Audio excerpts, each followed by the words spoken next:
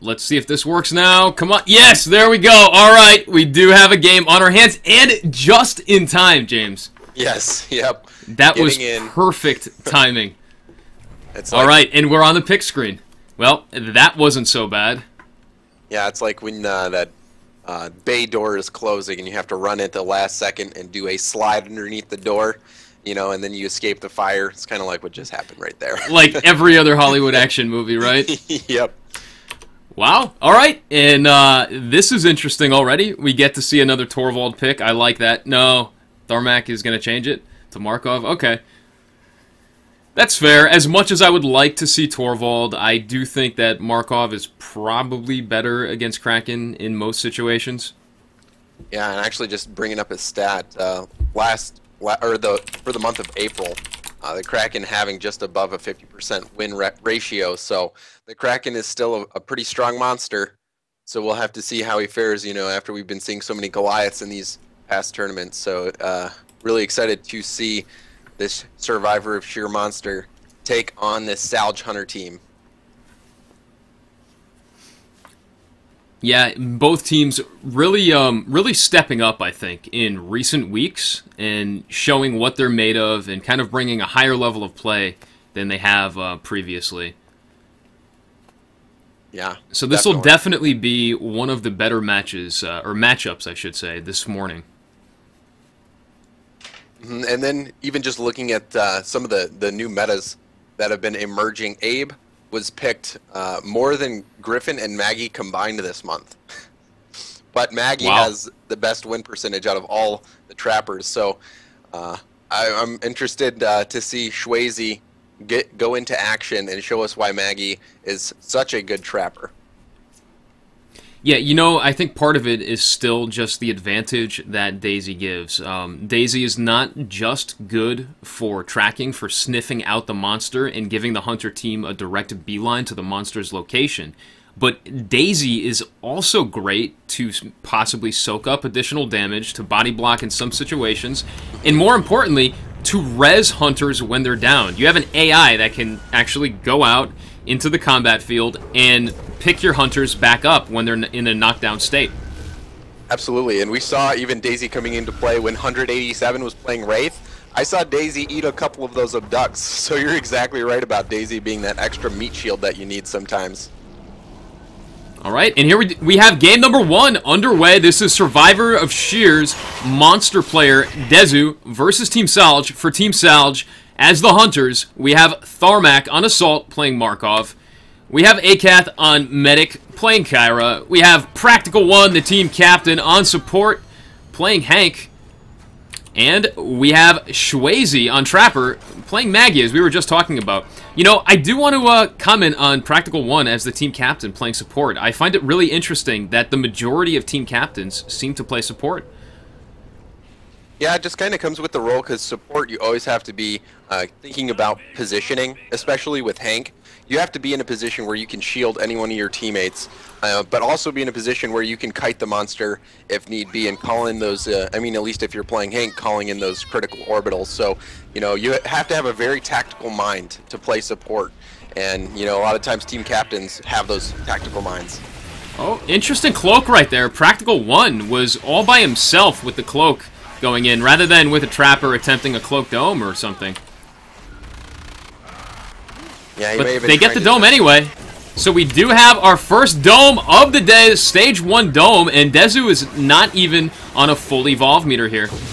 Yeah, so that's going to mean that it's going to be tough for him to, once he gets out of this dome, to be able to get a clean stage 2 evolve. He's going to have to find some food on his way over to one of the corners of the map so he can get an evolve off and hopefully not get trapped in a stage 2 no shields dome. Yeah, he has to be very, very careful here. Those mines as well, they're going to make short work of his armor, and he doesn't have a whole lot of health once they rip through his armor. He's doing a decent job evading damage, though. They really can't keep any focused fire on him. Yeah, he just needs to continue this loop around these pillars and try to mitigate as much damage as possible. And you can see Tharmak just continuing to drain his shields down with that lightning gun, doing a good job. None of these hunters are in really any danger of getting a strike. So they're just trying to be as brave as possible, getting up in this Kraken's face and taking him down. Nice usage of the Banshee Mines there right at the end to take out the landmines. He was doing that earlier in the dome, and I didn't point it out, but we saw a clear picture of him using it right there, and that's a great usage of Banshee Mines. For sure, and Kraken is probably the best monster for clearing mines. You know, you can fly over them, and then you can shoot them from the sky and blow them up. So mine's a lot less effective against a Kraken than the other monsters. Yeah, for sure.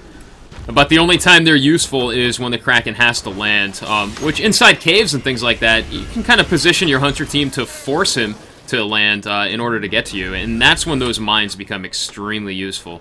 Mm-hmm. And forcing, you know, setting up those defensive areas for your teammate to run to if he's being focused. Then you sometimes can force the Kraken into running into those mines, and if there's mines in place, at least delaying him from chasing your teammate for just a little bit longer. He is taking that Evolve now. Smart move, because that dome is actually, wow, it's off cooldown already. Either I wasn't paying attention to how much time elapsed, or he's running recharge on a Trapper. Yeah, he could be running that reload speed, which decreases that mobile arena cooldown. You can see Daisy going down quickly, so he's not going to have to deal with these annoying Daisy reses, and these Hunters probably not going to use any time to go and get Daisy up. Yeah, they will probably let Daisy expire. If she does expire, she will start the dropship timer as well. Dezu now, though, coming in with that Aftershock, finishes off Daisy, continues on to Practical 1, auto attacks and Vortex, but ACAT doing a great job keeping him alive. Tharmak is down to half as well, though. And in all the confusion, who's going to come out on top? Looks like the Hunter team is actually going to come out on top here. No strikes yet on them, and they've gotten Dezu down to almost half health. Yeah, Dezu's struggling right here, but he has an opportunity with Shwazy low to get out of this dome. He's not able to do it, so he's just going to run away. That's a win for the Hunter side there, definitely. Getting Dezu down to half health. And really, besides that moment there with Shwazy, they didn't really have much of a risk of going down and getting a strike of their own. Daisy has a strike, but that's not the end of the world.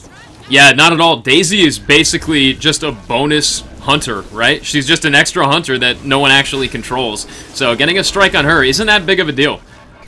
Yeah, and you're not getting the benefit of Daisy tracking right now, but as long as they can keep eyes on the Kraken, they can continue to track effectively. So not too much of a loss. Yeah, and they will have clear line of sight. Look at that. Practical 1. Perfect line of sight to the monster. They're going to flush him, looks like along the northeast side, but we can already see Medic and Trapper coming in from the northeast. Actually, no, Trapper's... Shwazy's hanging back. Looks like he's a little bit distracted by an Armadon here. Well, that's not good. Probably going to take one more hit. He does! Oh, no! He's got to be careful. All right, he blows all of his jetpack there. The Armadon gets tripped up on the tree. But look at that. ACAT is forced to hang back as well. And while all this was happening, what has Dezu been doing? He's been hiding. Yep. He knows that Daisy's out of the fight right now, at least for another 10 seconds or so, so he has an opportunity to potentially juke these Hunters. And if he can juke, it'll allow him to get a little bit of extra space, and maybe he can get enough feed on to get a nice Stage 3 Evolve, but he'll have to do a really good job and get a lot of distance to make this play worth it. I think he had an opportunity to capitalize on when ACAT and Shwazy were distracted, but he stayed hiding that whole time. Now it goes on Practical 1. Banshee Mine's Aftershock. The Orbital comes down on his head. Practical 1 may go down here. Another Banshee Mine. No, ACAT is on point, keeping him alive with those healing grenades and healing burst.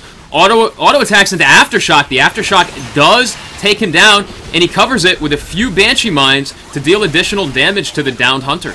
Yeah, he's going to want to finish off Practical 1 here, so there's no chance of res. Kyra's doing everything she can to keep him alive, and you can see Dezu going all out trying to finish him off so he cannot get res. Still so close, he's not able to do it, so if Practical 1 can get resed back up, then it's going to be a very bad situation for Dezu, and it's already bad enough because he's been going so hard trying to finish off Practical 1 that he's... ACAT may go down here.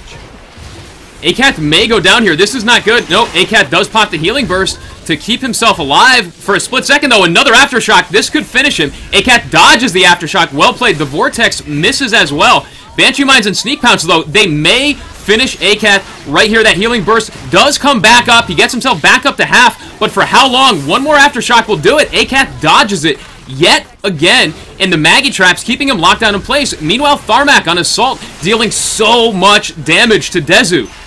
That was not worth it. Dezu was committing so hard right there. He was just on the edge of getting those strikes. So close. And he was able to get Practical one strike on Practical 1, but not able to finish off Practical 1 for that extended period of time. Really just allowed that Hunter team to just lay into him. And you could see there, all that time he spent trying to finish off Practical 1 so he couldn't get rezzed, he just took massive damage right there. So solid job from ACAT, keeping Practical 1 alive for that long. Yeah, that was excellent play from ACAT right there, both in keeping Practical 1 alive, but also in keeping himself alive. His evasion, once Practical 1 was down, in evading the monster, ACAT's evasion was phenomenal.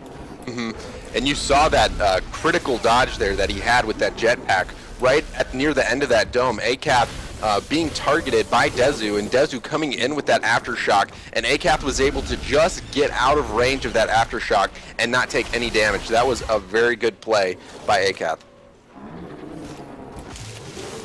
Yeah, and I think it's that play right there that may have saved the team. Oh, look at that. He pops the Evolve and then cancels it. The Hunter's just a little bit too close right now. He's going to have to try to get away. Oh, this could be a dome right here. Swayze deciding to take the offensive, getting hit by that Aftershock, and he's going to get pounced, and Banshee might potentially, but no, he gets away, so avoiding that focus. Wouldn't be surprised to see Dezu try to run right here. The dome comes down, though, sealing him in. This is going to be it. Dezu has to make a play. If he can get ACAT down with the amount of armor that he has left, he may be able to finish the Hunter team. It looks like he may... No, ACAT pops the burst, gets himself back up to almost half, and Dezu's going to have to try again. This Aftershock will hit him. The medic is down. This Hunter team has no more healing, but Dezu has no more armor. Yeah, these Hunters need to spread out so they don't take damage from the Aftershock together, because they just need to survive long enough to finish off Dezu, who's got hardly any health left. And Practical 1 is back in the fight, so while they do not have any more healing, they do have the shields. And look at that orbital for cover. That's going to allow them to get ACAT back up. Meanwhile, Dezu trying to take someone down, but Tharmak on Assault just dishing out too much damage in the process. And they managed to take game number 1. So a valiant effort by Dezu, but it just wasn't enough. Really, great job by ACAT and the team there, being able to capitalize on Practical 1 going down. So a lot of times what you'll see Novice Hunter teams do is as soon as somebody goes down, someone tries to go up and res him. Maybe, you know, the medic, or sometimes even multiple people will walk up and try to res up the body. But really what you want to do is what we saw Salge do there. They understood Practical 1 is down. What we need to do is we understand that this Kraken, that Dezu, is going to want to try to finish him off completely. So we just have to keep the body up, and we have to lay into him and punish him for focusing so hard on our downed ally. Yeah, and that's exactly what they did. Dezu wasn't able to capitalize on the couple downs that he had. And, you know, I think it was also the perfect timing on the dropship and the dome location. I mean, the center of the dome was essentially where Practical 1 dropped in. So right when the medic was down, the support dropped in and was there to put out shielding.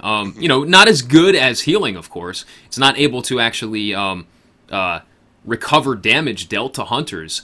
But the shielding was more than enough for the rest of the Hunter team to stay in the fight and dish out the damage that they needed to finish off Dezu. Absolutely. So very good performance by the Salge side, and we're going to have to see how Survivors of Shear's Hunter side can respond and maybe take a game off of the Salge monster, but that is going to be pretty tough. All right, let me just confirm with Survivors of Shear real quick. I'm not sure if they're playing simultaneous or if we're alternating. Yeah, let me just check with the teams real quick here. So another thing that I was noticing, and that a lot of top Kraken players do, is they practice that Banshee Mine pounce attack. They'll lay down that Banshee Mine, and then they'll do a pounce attack and start hitting the Hunters, and then the Banshee Mine will actually come in and hit that Hunter while he's still on the ground being pounced on. So if you're an aspiring Kraken player, just pay attention to like what we saw Dezu doing. He was doing a great job of executing that play. So check that out. Maybe go in a custom game, try it against bots. But that is definitely a tactic that we see all of the top Kraken players use. And if you hope to be able to be a top Kraken player, you're going to have to start practicing that as well. Almost caught myself with the mute there, but I got it. Okay, I was just chatting with the teams.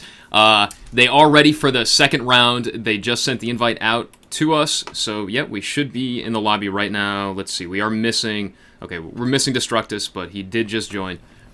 So this match will be starting in just a second. This will be Game 2 of Survivors of Sheer versus Team Salge, with the win in the first round going to Team Salge. Both of these teams, though, I would say are very, very evenly matched, and I think that this best-of-5 series could be anyone's game. Yeah, and we've seen throughout this past month, actually the wins favoring a little bit more of the Hunter side, taking over 50% of the wins. So Hunter's having a very good month, and we're just going to have to see if that trend continues here in this Game 2 of SOS versus Salge. And SOS is really going to want to take this win and even it up. They don't want to get down 2-0 this early in the tournament. It's going to make for a difficult comeback if they do. Yeah, for sure. Getting down 2-0, whether it's early in the tournament or in the last in the finals, in the last series in the tournament, it's always hard to come back from any sort of deficit like that, especially when only playing best-of-5s or best-of-7s. And it happens. I mean, we do see it happen often, but it's always better if you're going to lose games, if you can at least stay neck and neck with your opponent, right? Oh, yeah. That absolutely. way, all you have to do is take one more game to get the win. Yep, momentum is a huge factor. You know, going on tilt, if you start losing, if your team doesn't have that mental capacity to deal with that stress, then it's easy to just fall victim to a mentality of losing. But we've seen teams who are, you know, have that strong mentality come back from that and bring back the momentum and take a victory like what we saw in the last Sunday Cup. We're already seeing something different here. Looks like Survivors of Sheer is going to try something a little bit unorthodox from what we've seen in previous weeks on most teams. Traditionally, Kyra is the top-picked medic, but it looks like Survivors of Sheer is favoring Val today. That's interesting. You know, Val is really great for that single-target healing, but struggles quite a bit with that self-sustain. So if we'll see how if 187 decides to target specifically Val, we'll have to see how Val can deal with that. Yeah, it's a very interesting choice against a Kraken. I feel like Kraken can eliminate Val fairly easily, but we'll have to see what Survivors of Sheer and their Val player are able to do against the Kraken of 187. But let's cover the players real quick. For the other side of the matchup, this is Team Survivors of Sheer's Hunters versus Salge's Monster 187 as the Kraken. And Survivors of Sheer just dropping in right now that Torvald pick, which I really like to see. We have Darkenwolf, the team captain, playing Assault as Torvald. For Medic, we have that Val pick on Unicorn Udders. We've got Destructus on support, playing Hank. Oh man, getting ambushed by a Blitz Leopard. Gonna do a little bit of damage, and Val is gonna have to get him healed up in short order. And then we have Chromo on Trapper, playing Griffin. And I gotta say, Chromo is one of the better Griffins in the tournament scene right now. His use of harpoons is phenomenal. Yeah, if we had a quarter for every time we see him throw the dome and then get that successful harpoon locking that monster in the dome, we'd probably have a few bucks. Oh yeah, for sure. Or even a few hundred, maybe. I'll still never forget the first time I played with Chromo, before his team had actually come together. And we were playing in a pub against a decoy Wraith, and he was pulling off harpoons against an invisible Wraith. Like, he could tell exactly where it was going to go. He was able to anticipate its movement so well that he could harpoon it while it was invisible and reveal it. That's impressive. And also, one thing to note here, and speaking of Wraiths, we saw 187 playing Wraith in the tournament yesterday. So we'll have to see how his Kraken game is. His Wraith was very good, you know, surprising to see someone pick it at this level. And and he almost pulled off the wins against some pretty top teams. So I'm eager to see his abilities as a Kraken. Yeah, we have seen 187 play before. He's definitely one of the newer monsters on the scene, but that doesn't mean that he can improve and skill up in short order. We've seen many, many monster players improve drastically over the course of a single week. Yeah, you could see him hugging that wall right there to avoid that chromo harpoon, and him doing a good job of keeping the terrain in between him and Griffin so he can continue to get that space. And now he's getting a little bit of space himself. You can see Griffin trying to move into a position in the middle of the map so he can respond to the information from his teammates, so he can try to capture 187 in a dome as he tries to run. Yeah, interesting choice of split here. The medic was all by herself for a while. Unicorn Udders kind of just completely split off from the team. Usually you see the trappers split off from the team. Yeah, it could be maybe their strategy for approaching or running a Val composition is just keep Val out of the fight. Let the fight get engaged and Val come in after the fact, because she has great single target healing, but she just can't get focused herself. You can Looks see like she's being focused by a Blitz Leopard right there. That might be the same Blitz Leopard that hit him in the start of the match. So Blitz Leopards, they're not a fan of hunters. No, they definitely aren't. And, you know, I think the split from Unicorn Udders was actually to try and get Tranks on the monster. I would have to assume that that's why she chose to split off. But it looks like 187 is under assault from Darkenwolf as Torvald right here. Those mortars and auto shotgun really making short work of his armor here. Oh, sneak pounce onto Chromo. No one's there to shoot him off of Chromo, though. Those mortars utterly annihilating his armor. Yeah, let's see if Chromo decided to throw that dome, or if he's holding it. It looks like he does choose to hold it, so smart play. Now they've got 187 at low shields, and 187 is just going to try to get as much distance as possible, probably heading up into the northwest corner of this map to try to get off and evolve. Yeah, he will probably head for that downed ship that we see so many monsters take anytime they're on this map. And part of it is just because the location, I think, is very, very dangerous for hunters to fight in due to that sloth right there, especially for a Valcomp. But also because Hank can't orbital through that right there. And it looks like he is taking the evolve. Let's see how far away Chromo is. 80 meters out. The rest of the hunter team still behind him. Yeah, so he's going to be able to get a little bit of shields from those Reavers unless Chromo's able to put some shots on him and prevent him from getting those shields. So Chromo in position. Getting off the dome, and he is trapped in that dome, and I'm not even sure if he can get out, so he can. So a good dome for the hunters. We'll see how they make use of it right here. Yeah, great dome, sealing off one side of the ship right there. That's just one less bit of cover that the monster can loop through over and over. But he goes in on Unicorn with the Aftershock. The shield comes out, and it wasn't even needed. Unicorn dodged that Aftershock very well. Got hit by mortars, and it took like a quarter of his health right there. So Torvald doing massive damage, and he's already at 187's already at half health, and the hunter's health bar hasn't even been touched. Yeah, great shielding once again from Destructus on Hank, keeping Unicorn Udders alive. 187 is trying to focus Unicorn down, but the shielding is just too much, and those mortars are so punishing. We're going to see another mortar barrage come in just a moment, and Torvald is really using it to great effect here. Vortex onto Unicorn, but the shield, once again, preventing any real damage. Yeah, so he's been focusing as hard as he can on Val, but he just can't break through the Hank shields. He does at the end, getting that strike, but it doesn't matter because they take him down in a dominating performance from the Hunter team. So we just saw that Val comp work effectively. Yeah. Can we say raise your mortars? Absolutely. Torvald was raising his mortars right there, and it was hurting the monster quite a bit.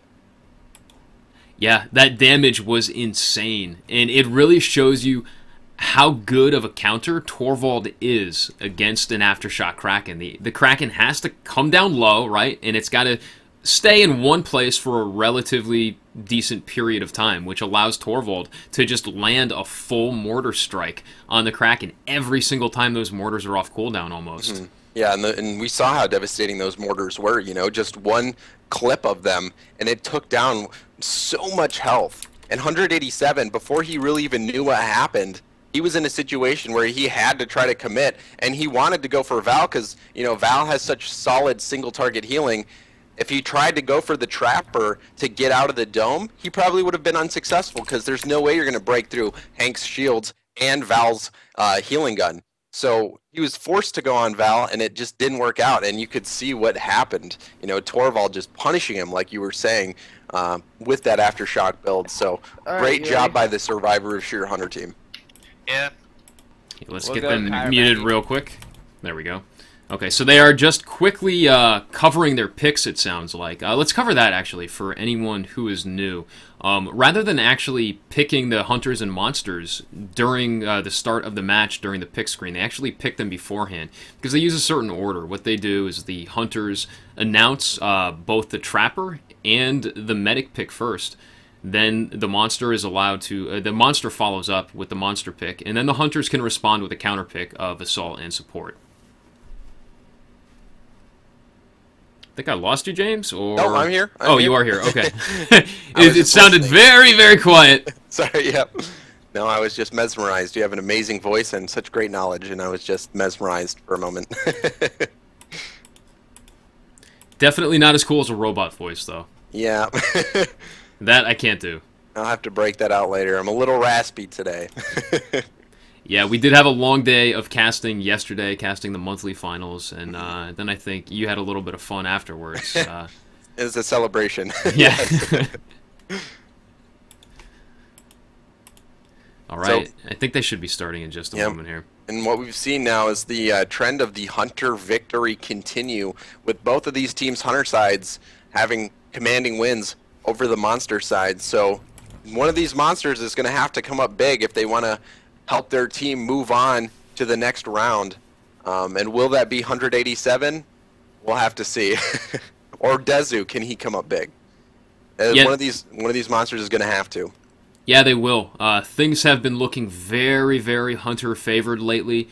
Monsters have really been having a tough time taking it to the Hunters. And that's interesting, too. When the game first started out, everything looked, it looked so Monster favored. And I think part of that was just due to the fact that a Monster player is a single brain, right? But they're playing against 4 other real human beings who all have to work at getting their brains to work as a team, right? Absolutely. So it's one person versus a team, and that one person will always have an advantage initially because he doesn't have to work on any of that coordination that's required from the Hunter team. But I think now, as Hunter teams are really getting that coordination down, we're really seeing just how much more they can step it up against Monster players. Of course, yeah. And the coordination gets better and better between these Hunters every week. So these Monsters have quite the challenge before them. But we have seen dominating performances from Monsters in the past. Kraken, we haven't seen many successful Krakens lately, but Dezu certainly has the ability to take the win. And now on weather control, if he can get in a good spot to fight, maybe down by that in the caves where there's a ton of water, he might be able to take the victory. But we'll have to see what he chooses to do. Well, it looks like Darkenwolf actually mentioning in chat why they picked. That's an interesting point that he brings up while we're waiting on the loading screen. So it looks like he's saying that he uses Val for the Tranks in order to light up the Monster so that he knows precisely where to land his mortars. Wow. Yeah, that's a great strategy. And really, when we talk about the new metas emerging, that's exactly it. Yeah. Val becoming more viable because that Trank gun illuminates the Monster, but also slows down the Monster's movements. So it makes him a much easier target to hit, and hitting targets as Torvald, if you're able to do it consistently, it's devastating. Yeah, it's extremely devastating. It's, I think, potentially more damaging than an orbital in a short period of time. A single orbital will dish out more damage, but the cooldown is so massive, and you can land so many mortar strikes in that period of time. Absolutely. All right.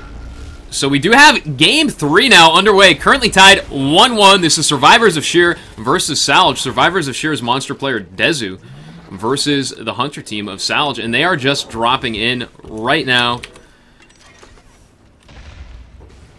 Looks like Shwazy pretty close to the Monster here, and he definitely saw that Vortex. And even if he didn't, he sees that trail. Those bright blue footprints on the ground. Yep, really, Dezu's going to want to try to get this Evolve meter maxed out before this dome comes down. It'll be pretty close. Yeah, this is going to be pretty rough for Dezu, I think. Oh, he may have actually pulled off a nice juke against Shwazy. Shwazy caught on the low ground there, forced to climb up, and Dezu is going to escape now. Yeah, that was a really good vortex there. Shwazy was on top of that platform. Dezu knew that if he was able to hit that vortex, Shwazy would go tumbling for quite a bit of distance, and he was able to hit that vortex and then head off in the opposite direction and get away long enough to get full shields, and we'll see if he's able to fill up his Evolve meter too. But look at how quickly they've already caught up to him, and that's without Sunny to boost them. Yeah, I'm thinking he wants to finish off his Evolve meter and potentially evolve down here in one of those buildings, in that building in the back where there's just very small entrances. He may try something like that. That Vortex going to knock Shwazy back just a little bit. He's going to have to blow a bit of jetpack there to catch back up. Oh, and Practical caught in a plant right there. Gotta watch out for those plants. Yep. So we'll see what Dezu tries to do. This is a great spot to fight. If you're a Kraken, where he's just passing through right now, is an amazing spot to fight as a Kraken, but he would just take too much damage if he evolved, the Hunters being too close. So we'll see how he chooses to and take this encounter. And oh, he actually is evolving in the back of the caves. So cave fights, if you spec into Aftershock, it's a rough match for both the Hunter and the Monster. Certainly is, but this is pretty much a guaranteed dome. I think we just heard the dome come down right there. And they're already dishing out damage before he's even able to move. The Aftershock on Practical 1 into the sneak pounce. Practical 1 may actually go down here before the rest of the team is able to cover him and heal him up. Yeah, this is a tough spot. You can't really dodge Aftershocks in this situation. And Practical 1 going down, getting that strike. So now we're going to have to see if Dezu goes full offensive mode to try to prevent that res, or if he just lets him get up. Looks like Dezu is actually going to stay on the body and try to punish it. Vortex into the rest of the team. Aftershock, will it hit too? Gets Shwazy, does not hit Akath. Yeah, so you can see Kyra getting back up Practical 1, and now they're in a good situation to continue to punish the monster. Even though Hank has one strike, Dezu's been taking a lot of damage, but he gets that eat inside of the dome. So really good for mitigating that permanent health damage. He's just trying to survive at this point. Getting that first mark, though, or first strike, very important. And that Aftershock taking Practical 1 down low. Vortex and basic attacks continuing to dish out the damage, but great healing coming out of Kyra here. Yeah, if Dezu was able to get that second strike on Hank, I would definitely give him the win in that encounter. Because if he's able to get 2 strikes on the support, he can easily take the support out of the fight and eliminate that shielding going into fights in the future. So he still has 1 strike on a very critical Hunter, and if he's able to get away, get stage 3, and then get that second strike, it's going to be much easier for Dezu to deal with getting in those domes. Yeah, it will be much easier for him.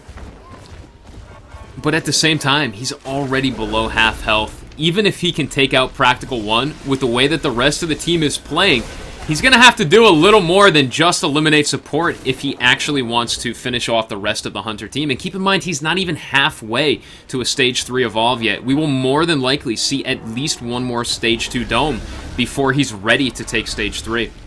Yep, and he'll have to get that second strike. But like you're saying, we've seen in the first game, he's spent a lot of time trying to focus down the support, and the result that he's gotten is just taking a ton of damage. And you can see right there, he was able to finally finish off Practical 1 and get that strike, but at the expense of over half his health. So he can't continue to sacrifice half his health to get that 1 strike. You're exactly right. And Shwazy here, once again, in hot pursuit, staying on Dezu. Dezu all the way in the corner there. While he is only 100 meters out, he's kind of pinned where he is. And Shwazy can pretty much stay here and either juke to the left or the right, depending on which way Dezu decides to go. This is a great position for Shwazy to be in. Yep, very smart positioning, just being aware of where the monster is and being able to respond appropriately. This is where practice comes in. You know, you find where these monsters like to go, and the best place to set up to make sure they can't get out and dodge the dome.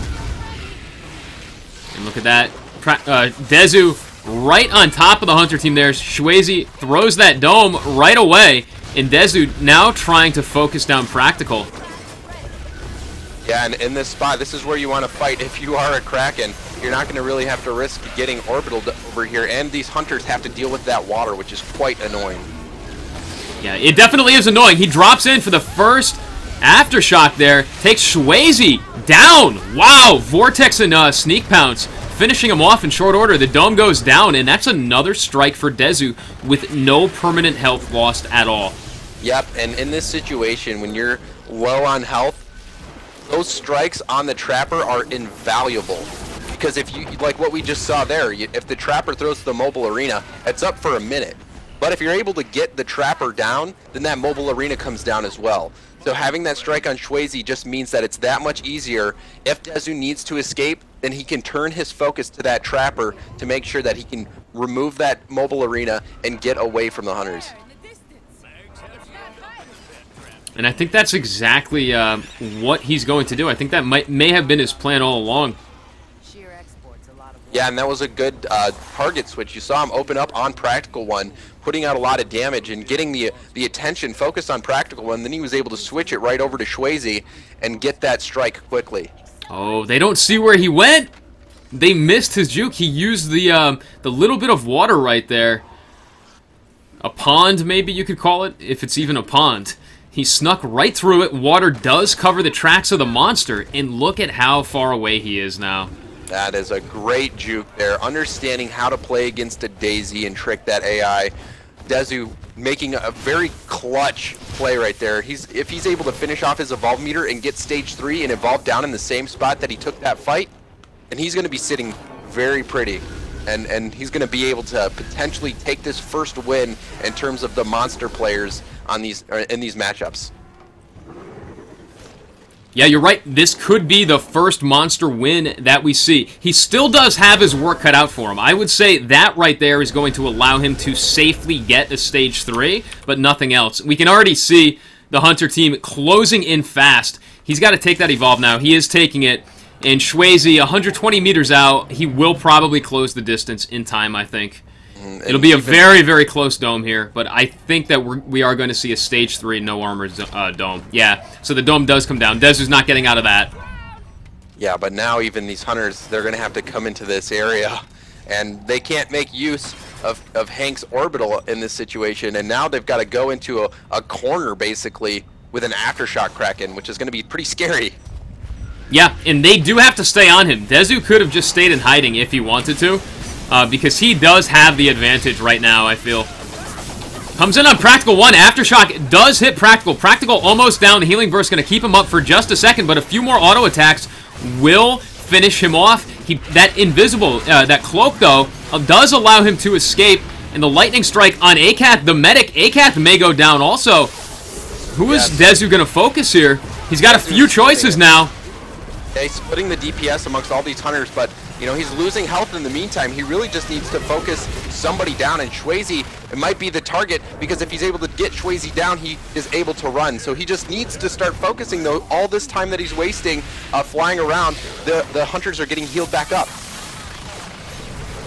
Yeah, and the shield coming out now, protecting Shwayze. He's not even able to get the down on Shwayze now. The dome is down, though. And Dezu will escape and try and armor up and go for another fight. Yep, so he is stage 3 here. He's going to have to get full armor. And really, what we're going to see, or what we're going to have to see from Dezu if he hopes to take this victory, is a solid engagement. Maybe hitting a lightning strike from far away and then coming in and following it up with a quick Aftershock and Vortex. But however he chooses to approach just the very beginning of the battle is going to be incredibly important. Because if he comes in and he's already at maybe half shields before he does any damage to the Hunters, he's going to be in a tough spot. Yeah, I feel like he had the perfect opportunity there when he had both Akath and Practical down to about 25% life. but he switched targets rather than trying to focus either one of them. Yeah, and also choosing to fight. You know, he didn't need to go out just at that time. He may have been able to kill a few more seconds by hiding in that corner, but he probably just thought he would be able to get a mark, probably on Schwazy, or potentially even end the game right there if he's able to get Akath down and then all the other players down as well. So it was a valiant attempt, but this Alge team holding strong, and it's looking like they're in a good position to take this victory. Interesting move right there, just standing, waiting. I think he may have been waiting for a reload. I'm really not sure what he was waiting there for, actually. That was an interesting choice. And now sneaking once again. Yeah, you can see he's wanting to get that engagement. He wants to get that first engagement in his favor. If these hunters see him and they're able to put a bunch of shots on him before he even gets there, it's going to be tough for him to win in this situation. He doesn't want to take any damage. He wants to immediately put these hunters on edge by being the first one to deal that massive damage. I find it interesting how they've switched positions here. Normally against, in the past, against a Lightning Strike Kraken, the hunters would actually set up around the relay. But against an Aftershock Kraken, they're now setting up on this platform right here. And I think that's because it will allow them to more easily dodge the Aftershock when it comes out. Yeah, there's less terrain to run from, and you can see him eating that landmine right there, but he's focusing Swayze down, trying to do something, trying to get in there, but those Maggie traps doing a good job of holding him in one place. All right, and he drops in now on the rest of the team. Aftershock and Practical One. Practical One could go down here to 1 or 2 more auto attacks, but the Orbital comes out to cover his escape. He drops the Lightning Strike and misses. Dezu now airborne. Skills on cooldown. Oh, he drops in again with another Aftershock, but hits nothing. These Maggie traps are doing a great job locking him in place and really preventing him from focusing any one target for too long. Practical One, though, knocked off the platform all alone. This Aftershock may finish him. The auto attack takes him out immediately after the shock. And now Akath has his work cut out for him. The Lightning Strike on Akath eliminates Akath as well. Do they have enough damage output to finish off the monster before he takes everyone out? It's down to 2 hunters right now. Tharmak about to go down. He pops the shield. I think they may have it here if they can keep focused damage on the monster. It looks like Dezu is going down. The hunters may take game number 2 here for Team Salge. Wow, that was an intense battle there at the end. You could see there, though, getting Akath up at that critical time could have been the difference. It was coming down to the wire, and really the Salge team doing what they had to make it through. But wow, that damage that Dezu was able to put out right at the end there was terrifying. Yeah. Yeah, if he had had just a little bit more health, just a couple bars of health, I think that would have been all he needed to properly finish off the Hunter team. Yeah, so a smart place to fight, too. You could see that when Practical One was getting focused and he used that invisibility, he made great use of those Markov mines. So the Assault doing a solid job of making sure that those mines were put down for his teammates to work with. And you could see when Dezu was trying to focus down Practical One, he actually ran over a mine or two and lost quite a bit of shield. So very good play by the Assault and very good play by his teammates making use of those mines. All right, looks like we are getting set up for game number 4 now. Let me actually just get them muted before they start talking again. They should just be finishing up their picks. So now we have Team Salge leading 2-1 in this best of 5. If Team Salge wins here, if 187 manages to pull off the first monster win, Team Salge will advance to the semifinals, in fact. They did get a bye in the first round, so this is the quarterfinals. And Team Salge, yeah, they will be in the semis, but if Survivors of Sheer can beat out 187 once again, then we'll have, in our first series of the day, we'll have yet another tiebreaker, James. Yes, we will. And I'm interested in seeing whether or not 187 sticks with the Kraken or if he goes back to the Wraith that we saw him playing as yesterday.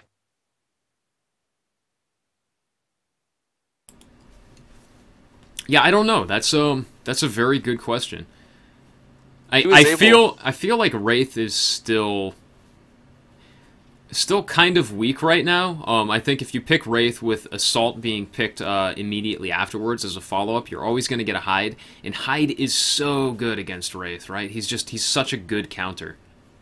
Yeah, because really with Wraith, you know, I mean, but we saw the way that 187 played it. He didn't put any points into decoy, and he was able to almost take some victories. So I think you're right, though. A little bit underpowered, probably needs another or a little bit more shields and maybe a little bit more health. But 187 came pretty close, and if he picks Wraith again, I think it'll be a really fun match to watch. Yeah, it definitely will be. We don't get to see Wraith too often, and I think 187 did put on a good show the last time he played Wraith. Maybe just has to figure out a couple more tricks to really be able to capitalize on Wraith's unique style of play. Absolutely. All right, and I think we just had a game start there. I caught something out of the corner of my eye. Okay, no, they're still going through the configuration. Well, this should be starting in just a second. You know what? Let's update the brackets and see how the other teams are doing here real quick. Okay, we are jumping in now. So while we wait for that, let's see if we can pull up the brackets. Just have to update this once again.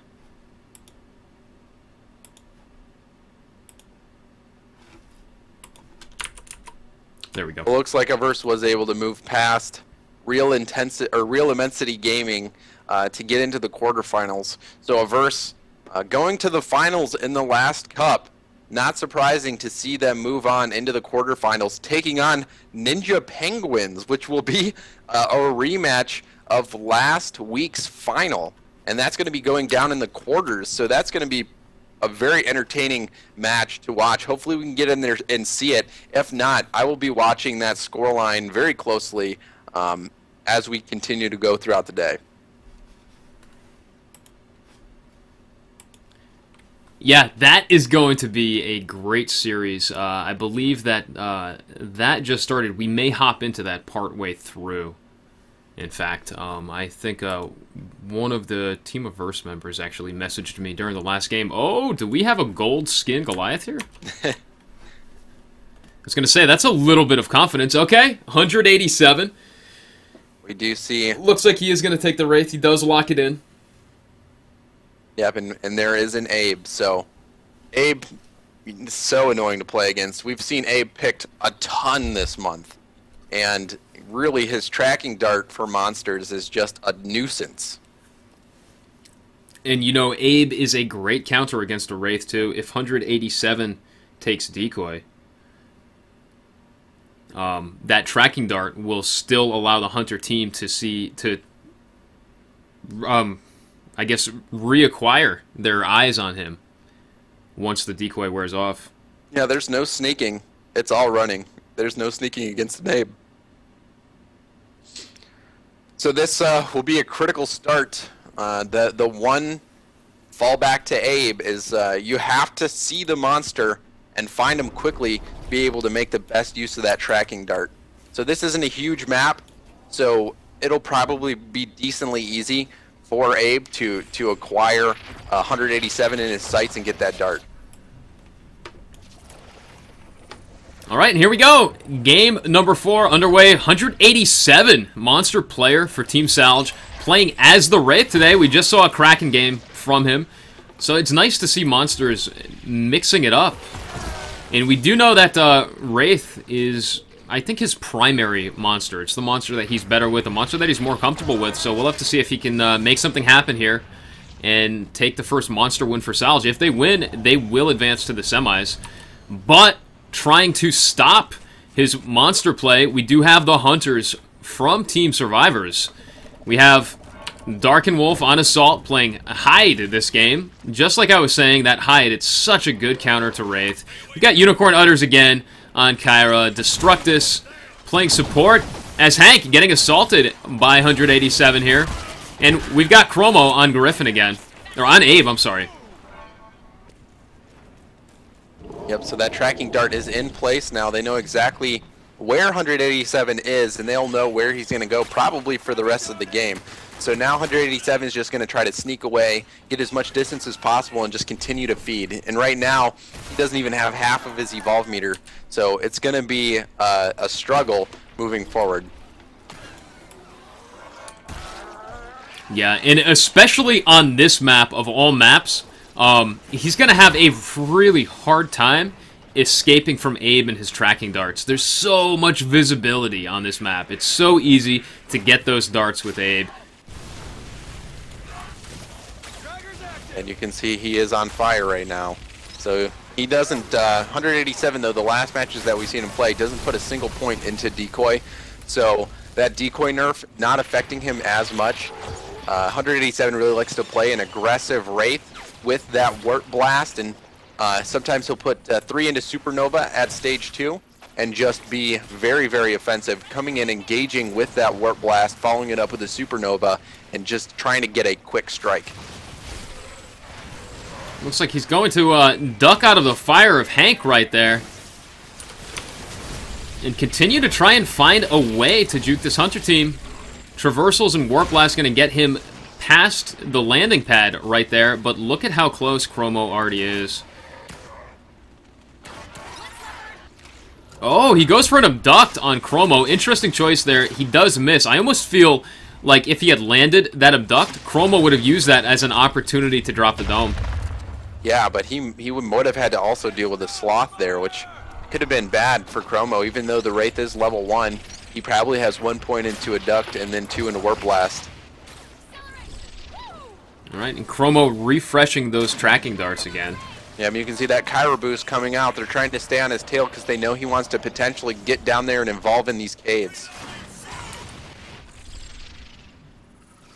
187 now, just waiting to get another traversal. They all are on cooldown now, I believe. So he's just spending one at a time as they come back up.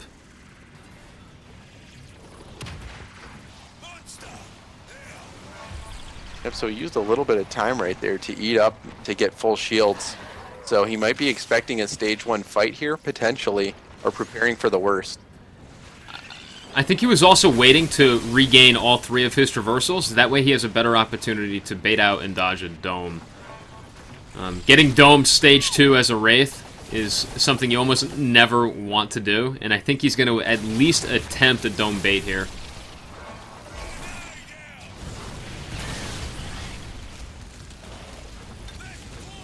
You can hear the dome coming down. Oh, and he abducts Chromo as the dome comes down, rather than escaping, and the shields come out to protect Chromo. 187 is going to have to do everything he can now to try and avoid damage. Oh, wow. He has a big loop to work with, though. So very good situation for 187 here, because he's just going to be able to continue to run laps around this, and that is a huge lap. So he's probably going to get out of here without having to take much permanent health damage at all. There's no Markov mines for him to have to deal with, so really not much risk in just running laps. Yeah, this is a great dome for him to be in as a monster player, especially as a Wraith. It's just such a big loop, as you were talking about. I don't think the Hunters are going to be able to do any real damage to him here.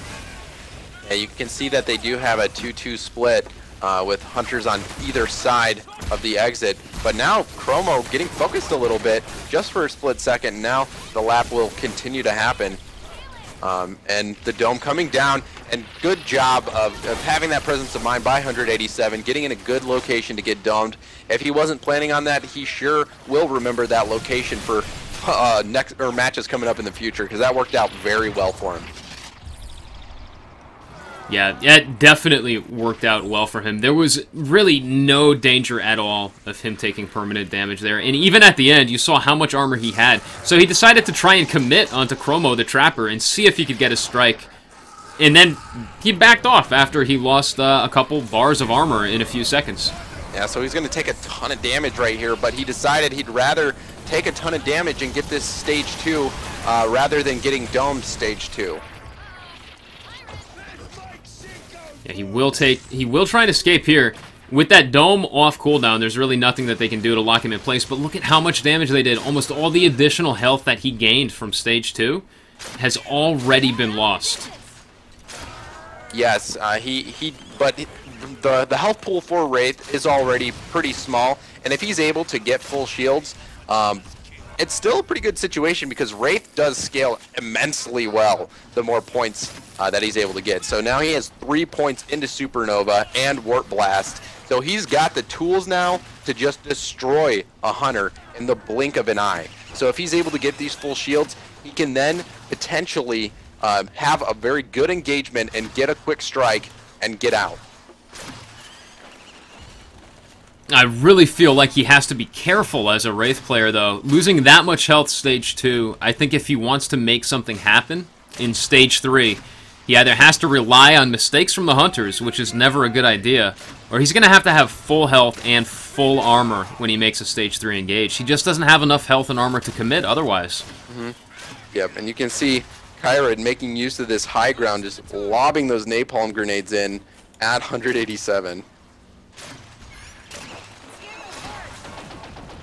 It's always a bad situation when Kyra is just throwing out napalm for an extended period of time. It means that there is no aggression coming out from the monster because Kyra has nothing more important to do. Yeah, and the beach is just a very difficult location if you're a monster. That beach is a tough spot because those Hunters can... Is he in the dome? Oh, he barely gets out. He is out of the dome. Great dodge there. That Warp Blast right at the end allowed him to just barely escape that dome. And 187 will continue to run and try and feed. He's still only about 25% of the way. Yeah, and with the continued practice of Hunter teams, it is very difficult nowadays to get those successful dome dodges. So 187 was able to do a good job both yesterday and today being able to dodge those domes.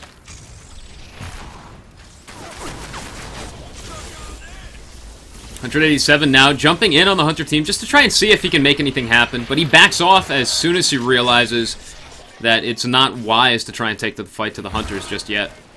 Yeah, testing the waters and then coming down, getting that Strider food really quickly, and now just trying to get some space. If he's able to get full shields and force these Hunters to engage in these caves, he'll be able to Hank's orbital out of the equation and really be able to fight in a spot favorable to him. So we'll see if these Hunters come in and try to fight him down here in these caves.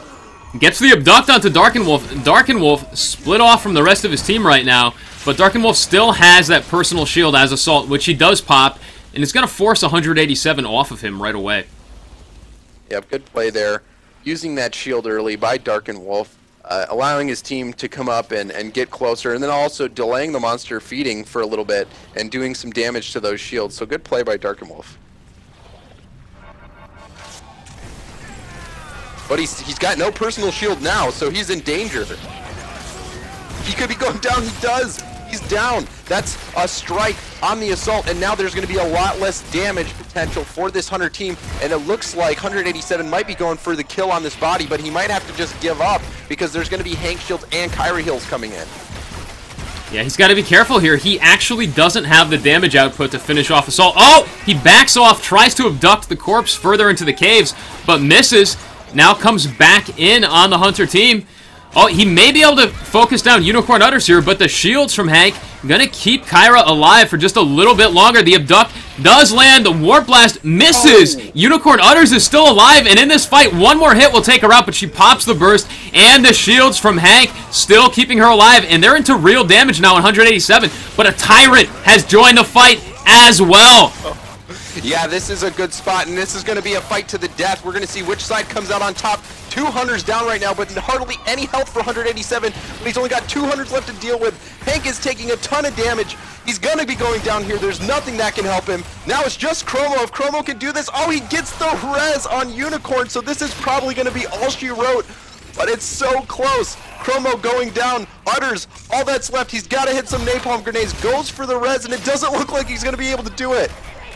This is going to be it right here. 187 with barely any life left at all. Takes the final game that Team Salge needed to advance to the semifinals.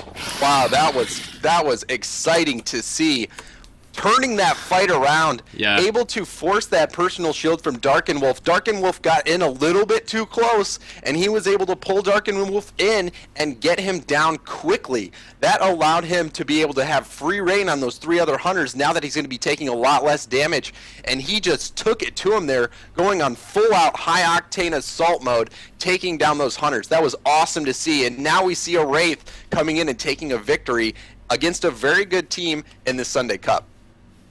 Yeah, against a very good, well-known team. Team Salge themselves, though, also a very good and well-known team. And 187 really showing that Wraith is still potentially usable in the tournament scene right there, waiting for that perfect moment to capitalize on. I feel like with Wraith, you have to be a lot more patient, and you have to wait for that perfect opportunity to capitalize on a game and turn it around in a matter of seconds. Mm-hmm.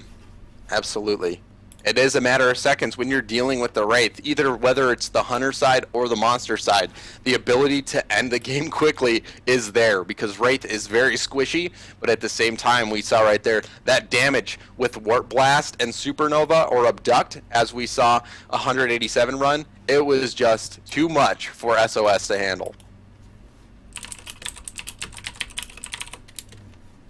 All right, sending a quick message to Ninja Penguins and Averse now. We're going to see if we can get them into the next series of games. Looks like Averse has beat out one of the new teams, Real Immensity Gaming, and Stage 3 beating out Smash Bros, the other new team on the scene. It is good to see new teams. I wish we could have seen how they performed, but if they come back next week, we'll have another shot at seeing how they play. So thank you guys for coming out and making that team and competing. Maybe next week we will get to cast you. All right, so it looks like Averse and Ninja Penguins are actually tied 1-1 right now. Legendary playing the 3rd game out as the monster player for Team Averse. And we did just get the go-ahead, so we're going to try and join in on that game right now. Awesome. Yeah, this is a rematch. For those of you who were not here last week, Ninja Penguins and Averse went head-to-head in the finals and extended that series all the way out to the final 7th game in the finals, and those matches were mind-blowing. So if you have not seen the matchup last week between these two teams in the finals, go to Black Aegis' past broadcast, or it might even already be highlighted, and watch those games, because it was one of the best series that we have ever seen. All right, we are joining this game in progress, and here we go. All right, so we have for Nip Nightwind on Torvald with the Sunny as well. I'd like to see this, as well as Kyra and the Abe. Yeah, so they're doing a ton of damage, and none of these Ninja Penguin hunters in any danger of going down. Yeah, Legendary doing what he can to avoid damage here inside of these caves. And normally Goliaths excel inside of caves, but I think with some of the additions of Tier 4, especially Torvald, it's kind of changed the gameplay for Goliaths a lot. And look at how much damage they dealt out to Legendary in the few seconds that we were in this game right here. Yep, and you could see there in the background Torvald getting boosted by Sunny to stay right on top of Legendary and not give him any space, and he is just struggling to get away.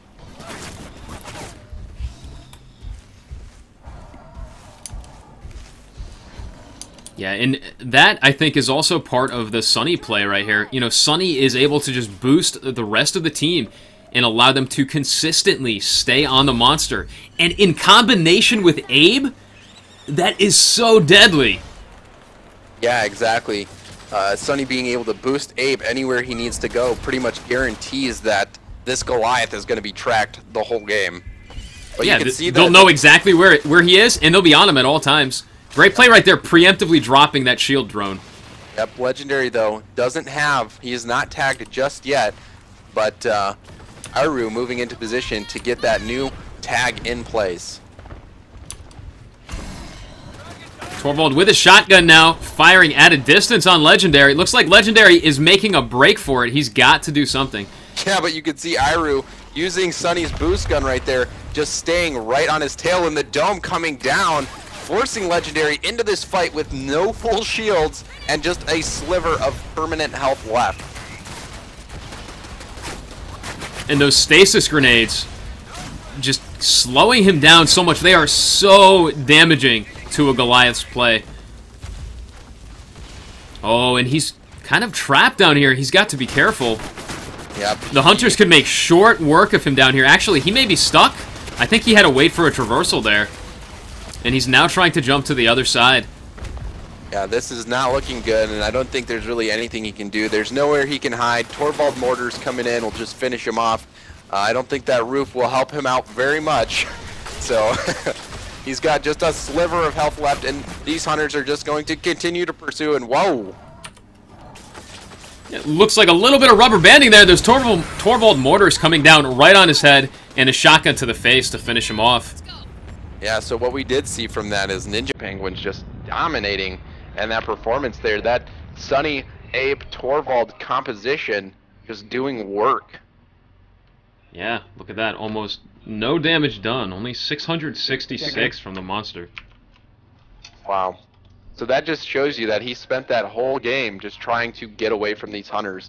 And when you're going against an Abe and a Sunny, and then you've got the long-range damage capability from Torvald with those mortars, that equation just spelt pain for Legendary in that matchup. All right, we will jump into the next game now. Hold on one second. Yes, it's a tiebreaker, my friend.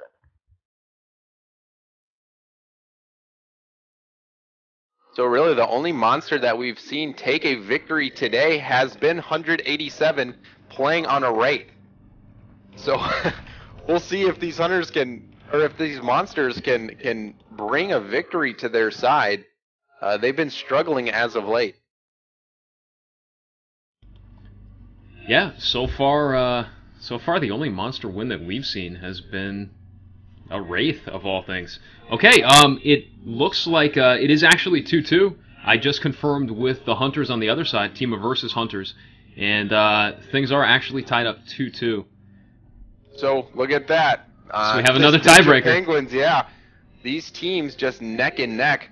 Ninja Penguins was able to come out on top in the last matchup between these teams, but Averse has the ability to win, and really we saw that ban rule come into play in that final 7th match between these two teams. So now that they've got to experience that ban rule come into play, Averse might have a better idea of how to deal with it. Yeah, we'll have to see what they manage to pull out. Usually takes teams about 2 minutes to set everything up during a tiebreaker, maybe 3 or 4. So we're going to cut to a short break, folks, and as soon as the teams are ready to go, we'll be back with the tiebreaker of Team Averse versus Ninja Penguins. Stay tuned. Thank you all so much for all the follows and all the support so far today. If you do like the channel and you want to support it, you can do it for free by just hitting the follow button down below. So please do remember to do so. We'll be right back in just a moment. Stay tuned.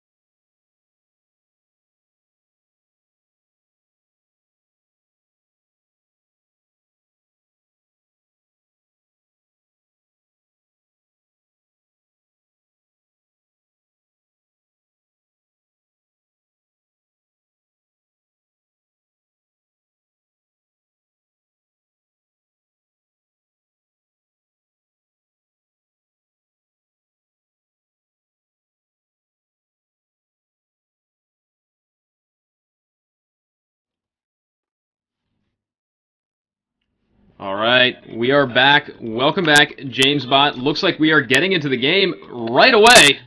Great timing there. Excellent.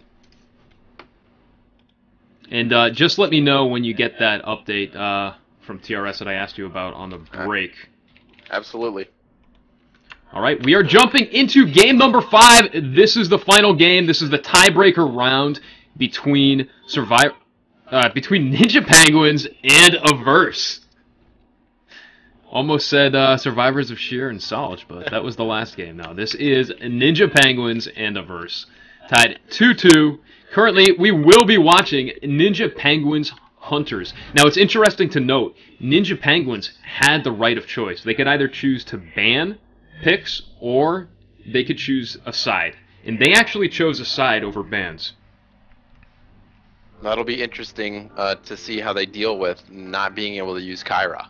Yeah, it means that they expect Kyra to be banned, and they want to show something else off. Ooh. And it could be Slim. I know some teams have been practicing Slim. I know some teams have been practicing Slim. So this could be a legit pick. Yeah, I mean, Slim. It is! They locked it in! We have Wow. Slim in a tournament for the first time. Yeah, this is exactly like you said. The first time we'll see Slim come into play, and against Legendary's Goliath, we'll see if they have what it takes to be able to take Legendary down with, Slim coming into play for the first time. All right, this is going to be huge. I am psyched for this game right here. This is the tiebreaker, the final game. This determines which of these two teams will advance to the semifinals as well. Wow. And so I'm pumped. I can't wait to see Slim come into play here. Let's get some hype in chat. If you guys want to see Team Averse win today with Legendary as their monster player, let's see some OPOPs in chat. And if you want to see Ninja Penguins win today, mixing it up with their crazy Slim pick in a tiebreaker match, let's get some PogChamps in chat.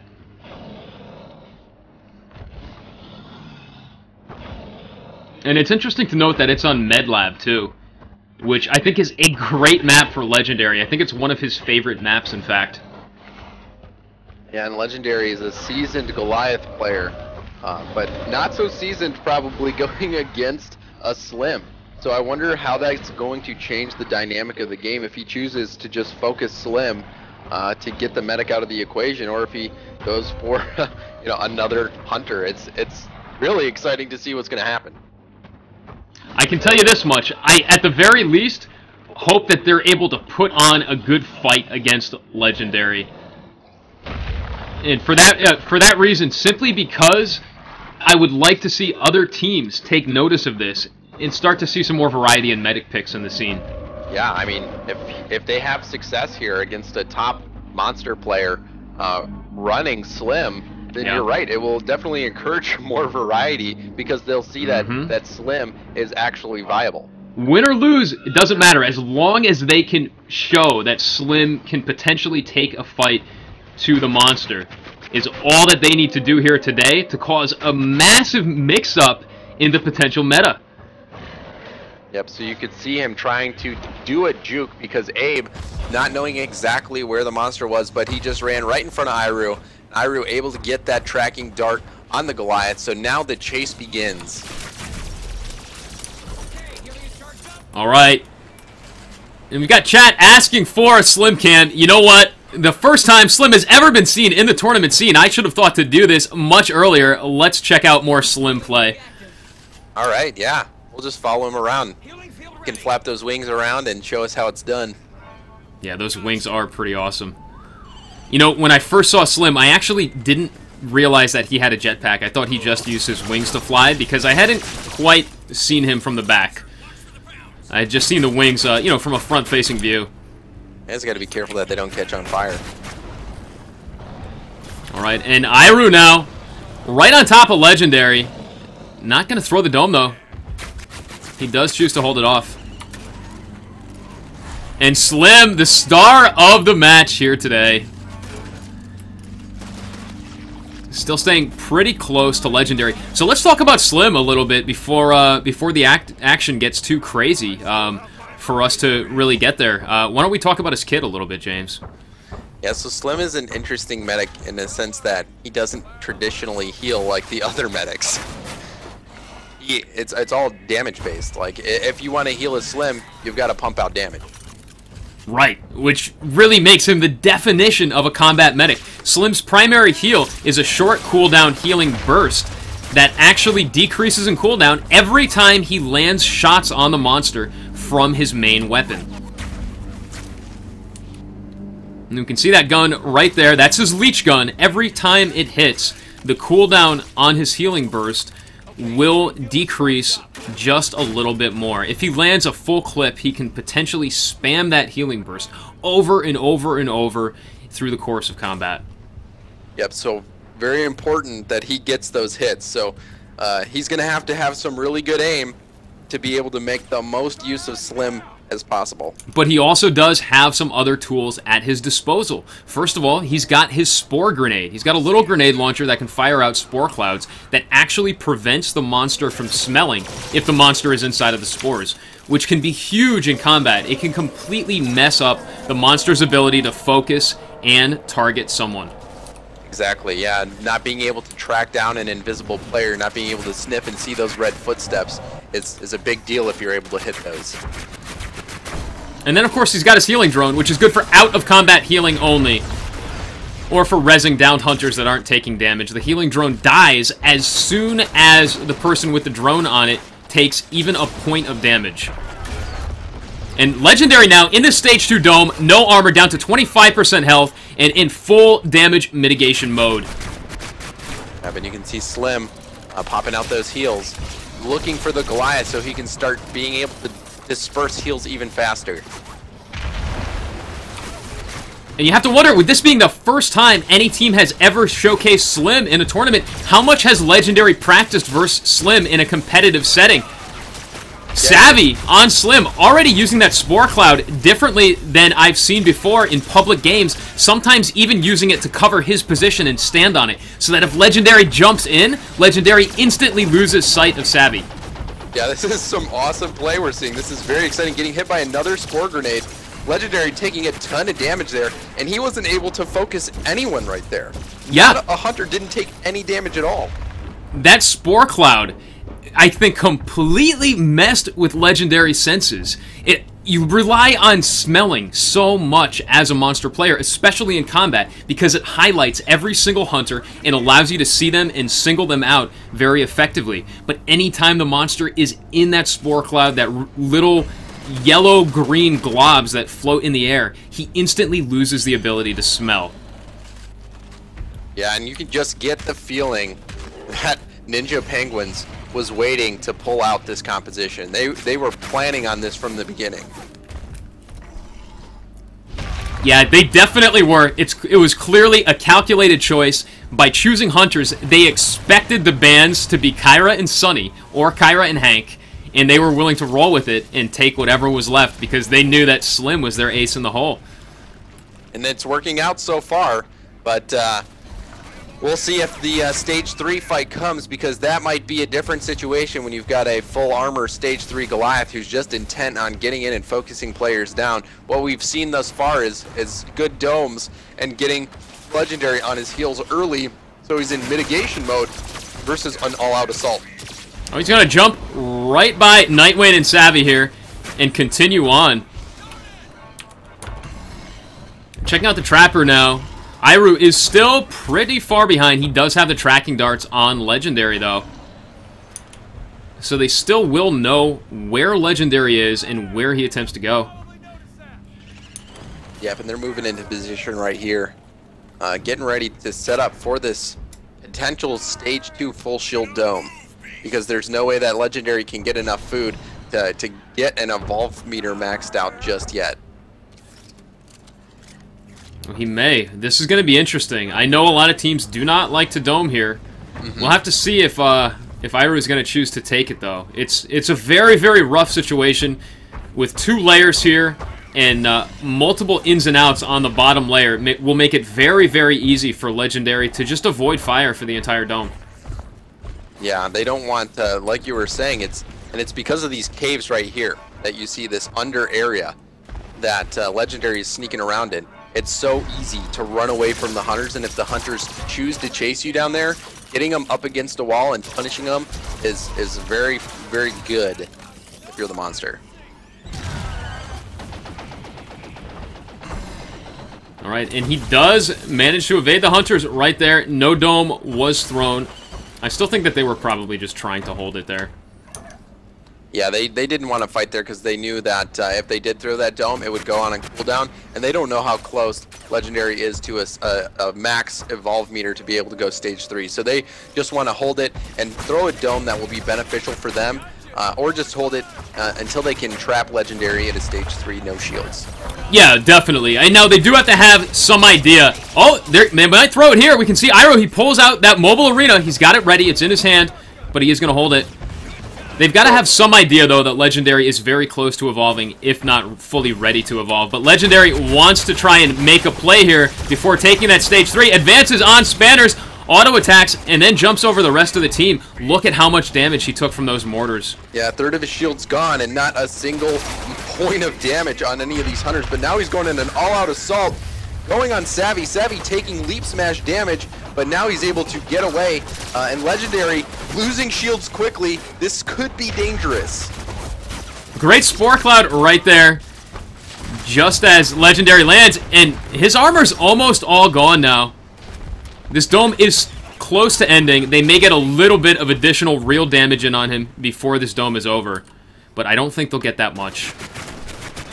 Yeah, so his shields are going to be gone here. Does pounce Nightwane to try to prevent some of that damage from Torvald, but the hunters are going to be coming in, getting him off, and now they're chipping away, doing true damage, getting his permanent health lower.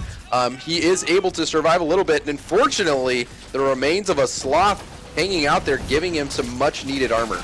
That was huge for Legendary, but look at how quickly they've already whittled down the additional armor that he received. The dome is down, will allow him to escape, but he's going to take some additional chip damage as he runs away. Yep, so in the end, though, not too bad, because he is now able to traverse downhill, not impeded by those stasis grenades, so he's going to be able to get quite a bit of distance and evolve to stage 3 and be able to get some shields potentially before going into this next fight. So we haven't really seen Legendary go all out in assault mode against these hunters. Now getting stage 3, he's going to be forced to. So we'll see how this plays out once he gets all these abilities maxed out and is forced to fight. Yeah, we'll have to see what he's able to do. I don't think he's going to stick it and fight here. I think he's just going to take off and try and get armor. That's the smarter play, and that looks to be like what he is going to do. That dome's still not off cooldown yet for Iroh, the Trapper player for Team Ninja Penguins.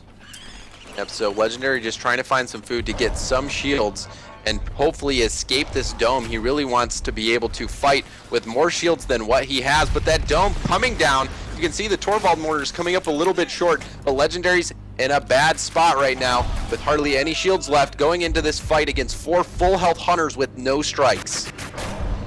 Yeah, and he's already down to almost a third of his life. Leap smash onto Iroh, gonna try and finish off the Trapper. Iroh here. Iroh down to half health. The shields come out, and he dodges the rock as well. Great play on his part. That leap smash, though, knocks him once again out of position. He does go down to Flame Breath, and Legendary's going to escape, taking a little bit of real damage in the process, but he's still in this fight. He can still turn this around. Yep, he chose not to eat those 3 bodies, but rather trying to get more distance from these hunters, but getting that critical mark against Iroh. Having 1 strike against the Trapper means that that second strike is going to come much easier, and when you have no health, like Legendary does, that's the most important thing that you can do, is be able to get out of domes when this fight starts going south. So Iroh probably going to be the target of choice from this point on going into these fights. Yeah, I definitely agree on that. Legendary's first priority will most likely be to take out the Trapper. That way, he only has to stay in as long as he wants to. And anytime the fight becomes too dangerous for him, he'll be able to back off again. Absolutely. He's going to have to fight on his own terms, and now this is a situation that we've seen so many times on MedLab, where you've got a Goliath with just a little bit of health left, and you've got the Hunter team setting up on the relay, gearing up for a Stage 3 fight on the relay for all the marbles. Savvy with that surprise Slim pick, turning out to be the star of the show here in this matchup today. Look at that, firing those spore clouds at a distance just to continue to try to mess with Legendary as he waits to make his approach. And what is Legendary doing? I think he's just taking a moment to think and breathe. What he's doing right now is waiting for that Abe tracking dart to wear off, because he wants to be able to come in and engage on his terms, but you can see him getting a little bit impatient and now jumping in, looking for Iru, finding him, and he's now deciding to focus Hank right now, but he does get a leap smash which hits multiple targets, so a good start for Legendary in this dome. Dodges the rock throw there and was still protected by the shields. Nonetheless, leap smash onto Savvy, but the shields come out and protect Savvy once again. Rock throw at Savvy, blocked by the shields, but Savvy is knocked far out of position. Legendary, though, looks like he got a little bit tripped up on the terrain there and not able to continue to keep a focused assault on the medic player. And look at how slow he moves from those stasis grenades. Yep, making use of these 3 bodies here, trying to get some shields, much needed in this situation, forcing the Hunters into this corridor to fight. You can see Nightwayne moving in as the assault, the best one to handle the fight in these close quarters, but Legendary chooses rather to buy time and hopefully enough time for this dome to come down for him to be able to get away and get those shields back up, which he needs so badly. All right, and he comes back in again, but like you were saying, he needs that armor so badly. He just doesn't have enough of it to take any sort of consistent fight to this Hunter team. And we can see those mortars from Torvald already annihilating his armor. That dome is down, and Legendary is going to get out as fast as possible and try and come back with a full bar of armor. Yeah, you could see there, though, that saving those bodies underneath the relay, coming up big there, because even though he was able to get those and get those shields, all those shields that he lost at the end there would have been permanent damage had he not saved those bodies for the end. So smart play by Legendary, making use of those. And really, Ninja Penguins, though, their defense is looking quite solid, and it's going to be very tough for Legendary to be able to break through that defense and do the damage he needs to do to take home the victory for his team. Now the pressure is on for Legendary. Team Averse inches away from elimination, surprised by this medic pick of Slim. Yeah, so Averse last time getting to benefit from the Kyra ban, now being on the other side of the fence, being exposed to the Kyra ban themselves. But instead of picking Val with like what we saw Averse do last week, they mix it up, coming up with this Slim pick, which seems to be working out for them quite well. It definitely has worked out for them in spades so far. Let's see if they can seal the deal, though. Leap smash onto Savvy, knocks him off the platform. A rock throw behind him to get Spanners the support off of shields. And it looks like he's still trying to focus Savvy, but just not able to close things out. So actually, Savvy may go down here. I don't know if he's going to have enough healing output to keep himself alive much longer. One more heavy attack finishes him off, and a leap smash onto Spanners, followed up by Flame Breath, may allow him to finish off support as well. This could be anyone's game at this point. He's got 1 bar of armor left. 1 mortar strike more could take him out. He's got 2 more Hunters left to finish off, but just not enough health to seal the deal. Exactly, that's what it was. He just didn't have enough health left to be able to fight the way he needed to. He was able to break through that defense and get that strike on the medic and the support, but just not enough health left, like you were saying, to take home that win. A great job by Ninja Penguins dealing with that Kyra ban, which we've seen devastate other teams. They decide to roll with Slim, and they've showed us that he is indeed viable, and there are other medics than Kyra that can get you a win at this high level of play.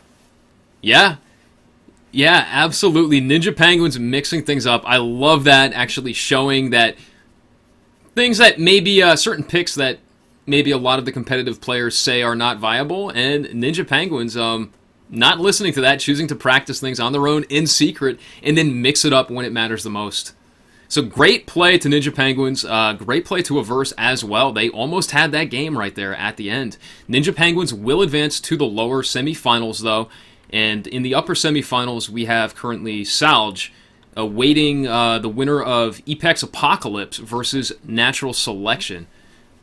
Once that series is over, we will then have the upper bracket semifinals as well. We're going to cut to a short break, folks, to figure out who we're going to cast next. We will be right back. Thank you all so much for watching. If this is your first time tuning in, you haven't done so already, if you want to support the channel, you can do so for free. Just hit the follow button down below. Only takes a second. You will get notified anytime we go live for the Sunday Cup, any other casts on the weekends like the monthly finals, or any other events throughout the week like the Stage 3 podcast, or other community events where you can play with the pros as well. You can also follow us on Twitter. Those links should be on the page. Yeah, they are. They're definitely on the page. We've got them all over the place, right? Follow James Bot on Twitter. He's an awesome guy. He also talks like a robot, so make sure that you follow him, and we'll let the robot say when we'll be back. We'll be back soon. You don't feel like doing it today, do you? I'm a little raspy, so. Maybe next week. All right, we'll be back in just a little bit, folks. See you soon.